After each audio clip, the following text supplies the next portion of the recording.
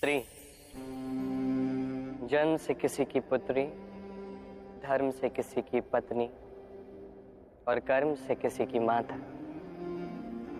यही छवि है हमारे मन में एक स्त्री की, है ना? एक अतुलनीय योगदान है स्त्री का हमारे जीवन में, और बिना स्त्री के हम कुछ भी नहीं। पर अधिकार, यहां हम भूल कर जाते हैं। जब स्त्री एक पुत्री होती है, जब जन्म लेती है, उसके अस्तित्व पर अधिकार होता है उसके पिता का। तत्पश्चात जब विवाह हो जाता है तो उसके अस्तित्व पर अधिकार होता है उसके पति का। और जब वो माता बनती है तो स्वयं ही अपने समस्त जीवन का अधिकार अपने संतान को सौंप देती है। परंतु कभी क्या हमने ये सोचा है कि ये जीवन स्त्री का है, ये स्त्री सबका उद्धार कर रही है, उसके जीवन का अधिकार भी तो उसके पास ही होना चाहिए ना। वो स्वयं के जीवन के निर्णय स्वयं ले सकती है, स्वयं अपना भाग्य रच सकती है। और ये करने के लिए हमें स्वयं को बदलना होगा, सोच को बदलना होगा, क्योंकि ये सोच ये आज या कल की नहीं है, ये वर्षों से चलती आ रही है और वर्षों तक चलेगी यदि हमने इसे नहीं बदला। और हम तभी बदल सकते हैं जब हम स्वयं में आज परिवर्तन लाएं। आज के पश्चात, इस क्षण के पश्चात किसी भी स्त्री पर अकारण अधिकार स्थापित करने से पूर्व सहस्त्र बार सोचना, क्योंकि जब स्त्री अपना अधिकार छीनने पर विवश हो जाएगी तब केवल और केवल महाविनाश ही होगा।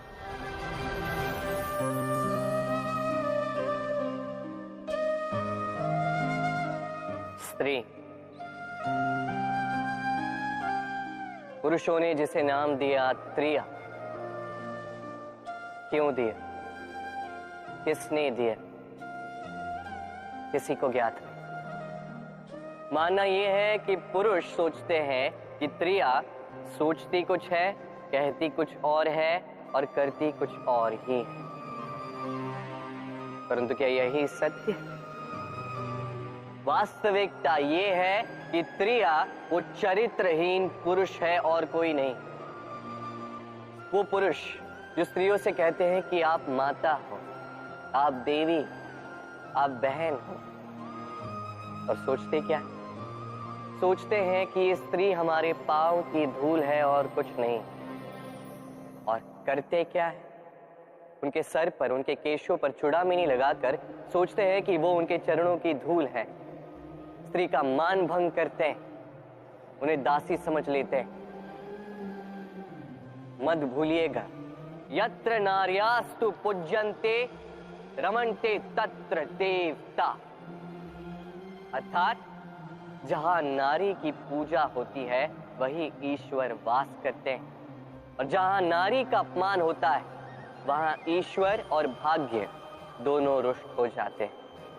स्मरण रखिए, यदि नारी कल्याणी है तो नारी महाचंडी भी बन सकती। यदि नारी माता बन के जन्म दे सकती है तो नारी मृत्यु बन के विनाश भी कर सकती। जहां नारी का अपमान होगा वहां महान भारत भी महाभारत की ओर जा सकता है। स्मरण रखिए, नारी का अपमान कदापि नहीं हो सकता, और यदि नारी का अपमान हुआ अर्थात आपका विनाश आपके निकट आ रहा है, और ये उसके पहले कदम की पहली आहट है। यदि संतान कोई दुष्कर्म करती है तो क्या उसका अपराधी केवल वो संतान होता है? नहीं। यदि संतान दुष्कर्म करती है तो उसके अपराधी उसके माता पिता भी, जो पुत्र मोह के कारण उसे अनुचित करने से रोक नहीं पाए। अपराधी उसके पितामह भी है, जो अपने उत्तरदायित्व के बोझ के कारण कभी परिवार पर ध्यान नहीं रख पाए, उस संतान को कभी दंड नहीं दे पाए। अपराधी उसके गुरु भी, जो अपने शिष्य के ये कुकृत्य देखकर भी उसे प्रताड़ित नहीं कर पाए।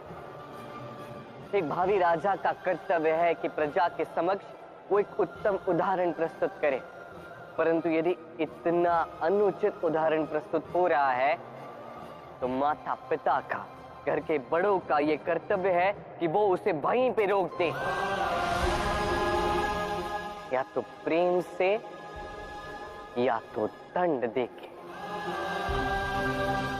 यदि नहीं रोका गया तो महाभारत अवश्यंभावी है। भोजन, अब भोजन पाने के लिए मनुष्य क्या कुछ नहीं करता है, हर संभव प्रयास करता है। फसल उगाने के लिए बहुत परिश्रम करता है, किंतु कई बार बहुत परिश्रम करने के पश्चात भी फसल अनुपयुक्त निकलती है। कारण क्या है? कारण यह है कि आपने परिश्रम तो पूर्ण किया, पर आपका ध्यान उस बीज पर गया ही नहीं जिसे आप बो रहे थे। इसलिए कभी भी किसी भी बीज को बोने से पूर्व उसकी जांच कीजिए, यह अत्यंत आवश्यक है। और उसी प्रकार जब बात आती है कर्म की, तो केवल परिश्रम पर्याप्त नहीं है। उस कर्म के पीछे आपका कर्तव्य क्या है, आपका उद्देश्य क्या है, ये जानना अत्यंत महत्वपूर्ण है।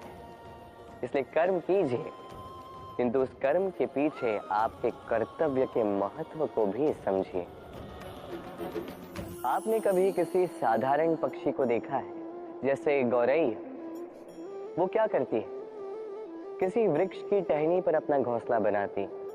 अब वहां पे घोंसला बनाना सरल है, क्योंकि सामग्री जो है आसपास मिल जाती, परंतु समस्या है आक्रमण। कोई सर्प या कोई और पशु उसके घोंसले पे, उसकी संतान पे आक्रमण न करते, इस बात का भय होता है। और ये सबसे कठिन होता है गौरैया के लिए, अपने घोंसले की, अपने संतान की सुरक्षा। अब बाज, यदि बात की जाए बाज की, तो बाज क्या करता है? बाज किसी ऊंचे शिखर पर, किसी चट्टान पर अपना घोंसला बनाता है। अब वहां पे घोंसला बनाना बिल्कुल भी सरल नहीं, क्योंकि सामग्री आसपास नहीं मिलती, दूर से लानी पड़ती है। परंतु वहां आक्रमण का भय भी नहीं होता। इस प्रकार उचित रूप से वो अपने घोंसले की सुरक्षा कर पाती है, अपने संतान की सुरक्षा कर पाती है। इसका सार यही है कि यदि समस्या बड़ी हो तो सुझाव भी ऊंचे होने चाहिए। एक बाज की भांति सोचना आरंभ कर दीजिए।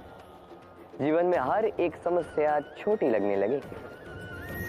मनुष्य जीवन में सदैव ऊंचाई पर पहुंचना चाहता है, ऊपर उठना चाहता है, और उसके लिए वो क्या कुछ नहीं करता। योजनाएं बनाता है, षड्यंत्र करता है, याचना करता है, किसी से सहायता लेता है, पर इतना सब कुछ करने के पश्चात भी कई बार मनुष्य ऊंचाई पर पहुंच नहीं पाता। यदि पहुंच भी जाए तो कभी कभी शीघ्र ही नीचे उतर जाता है। कारण क्या है? एक उदाहरण से समझाता हूं। ये है मोर पंख और ये है एक पत्थर। और यदि इस पंख को मैं हवा में उछालता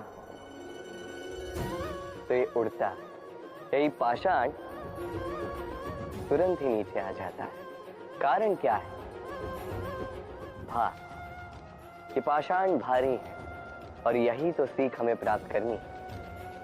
इसी प्रकार यदि हमारा मन द्वेष और अहंकार के भार से भरा होगा तो ये कभी ऊंचा उठ नहीं पाएगा।